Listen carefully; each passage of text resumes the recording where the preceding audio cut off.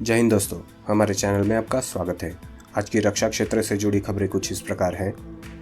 भारत और चीन के सीमा गतिरोध के बीच रूसी राष्ट्रपति पुतिन का बयान। मोदी और जिनपिंग जिम्मेदार नेता, अमेरिका को दखलंदाजी देने की जरूरत नहीं। पूर्वी लद्दाख की चीन से जुड़ी सीमा क्षेत्र की अत्यधिक ठंड के कारण चीनी सैनिक बुरी तरह प्रभावित। कश्मीर को लेकर पाकिस्तान का एक और नया दाव। अगले साल कश्मीर मसले पर मुस्लिम देशों का समर्थन हासिल करने के लिए उनके विदेश मंत्रियों की एक बैठक आयोजित करेगा। कश्मीर में आतंकी अत्यंत दबाव में हैं और खौफ के लिए आईडी धमाकों की साजिश रच रहे हैं। एक साल 11 दौर की वार्ताएं, फिर भी सीमा पर कई इलाकों में आमने सामने की स्थिति में भारत चीन की सेनाएं। भारत के लिए दूसरी नई और घातक परमाणु पनडुब्बी बना रहा है रूस।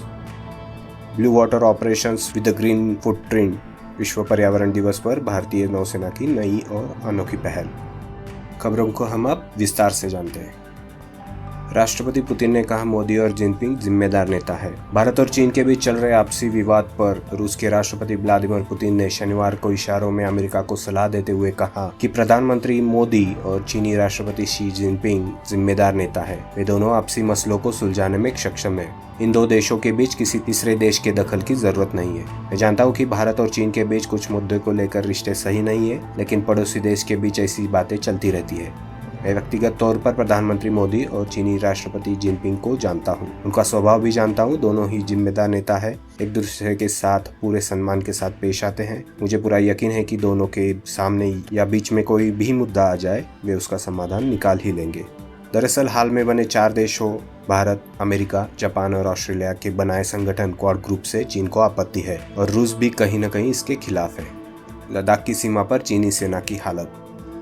पूर्वी लद्दाख की चीन से जुड़ी सीमा से यह खबर आ रही है कि चीनी सैनिकों की हालत काफी खस्ता है। ऐसा लगता है कि पूर्वी लद्दाख में तैनात चीनी सैनिक क्षेत्र की अत्यधिक ठंड की स्थिति में बुरी तरह प्रभावित हुए, क्योंकि पीपल्स लिबरेशन आर्मी ने लगभग सभी पुराने सैनिकों को बदलकर नए सैनिकों को एलएसी के करीब लाया है। भारतीय सेना की स्थिति इस हालत में काफी हद तक अच्छी है, क्योंकि आमतौर पर ऊंचे इलाकों पर जवानों की तैनाती लगभग 2 साल की होती है। मतलब भारतीय सेना के पास चीन की तुलना में ज्यादा अनुभव और दमखम है। कश्मीर को लेकर पाकिस्तान का और एक नया दाव। हर बार मुंह की खानी के बाद भी पाकिस्तान अपनी हरकतों से बाज नहीं आ रहा। पाकिस्तानी विदेश मंत्री शाह मोहम्मद कुरैशी ने शनिवार को ऐलान किया कि इस्लामाबाद अगले साल कश्मीर मसले पर मुस्लिम देशों का समर्थन हासिल करने के लिए उनके विदेश मंत्रियों की एक बैठक आयोजित करेगा। कुरैशी ने कहा, अगर अल्लाह ने मुझे वक्त दिया तो मैं मार्च 2022 में इस्लामी दुनिया के विदेश मंत्रियों को इस्लामाबाद में आमंत्रित करूंगा और कश्मीर मसले पर उनका समर्थन हासिल करने की कोशिश करूंगा। गौर करने वाली बात यह है कि चुनिंदा इस्लामी देश छोड़कर कोई भी आज पाकिस्तान का कश्मीर के मुद्दे पर समर्थन नहीं करता है। फिर भी पाकिस्तानी नेता लोग अपनी आवाम को खुश करने हेतु बीच बीच में ऐसी बातें करते रहते हैं। कश्मीर में खौफ के लिए आईडी धमाकों की साजिश। पाकिस्तान से लगी नियंत्रण रेखा पर संघर्ष विराम समझौते पर पुनर्सहमति और कश्मीर में अधिकांश आतंकी कमांडरों के मारे जाने से हताश पाकिस्तान जम्मू कश्मीर में शांति भंग करने के लिए आईडी धमाकों की साजिश रचने जा रहा है। शनिवार को छनपोरा में पुलिस चौकी से मात्र 100 मीटर की दूरी पर मिली आईडी भी आतंकियों की इस रणनीति का हिस्सा है। उन्होंने यह रणनीति सुरक्षा बलों को ज्यादा नुकसान पहुंचाते हुए आम लोगों में डर पैदा करने के लिए अपनाई है। आईजीपी कश्मीर विजय कुमार के मुताबिक इस समय कश्मीर में आतंकी अत्यंत दबाव में है।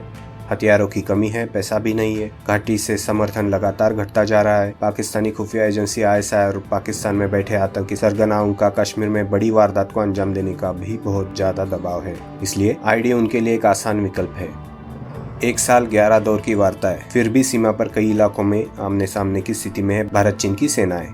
बीते साल 5 मई को पूर्वी लद्दाख में एशिया की 2 महाशक्तियों के बीच टकराव को पूरा 1 साल हो गया है और गंभीर बात यह भी है कि 45 साल में पहली बार गतिरोध के दौरान दोनों पक्षों के कई सैनिक मारे गए थे।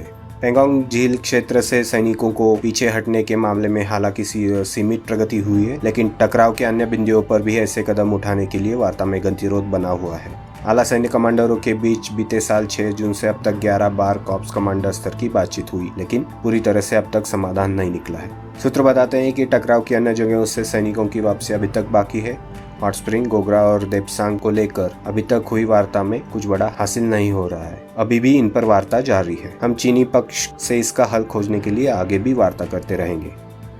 भारत के लिए एक और पनडुब्बी बना रहा है रूस। भारतीय नौसेना की परमाणु पनडुब्बी आईएनएस चक्र लीज खत्म होने के पहले ही रूस लौट गई है। जिसके बाद भारत को अब अगली परमाणु पनडुब्बी के लिए अब थोड़ा इंतजार करना पड़ेगा। भारत ने 2019 में रूस के साथ दूसरी नई और घातक परमाणु पनडुब्बी के लिए एक डील की थी। अगले 4 साल के अंदर रूस वह पनडुब्बी भारत को सौंप देगा।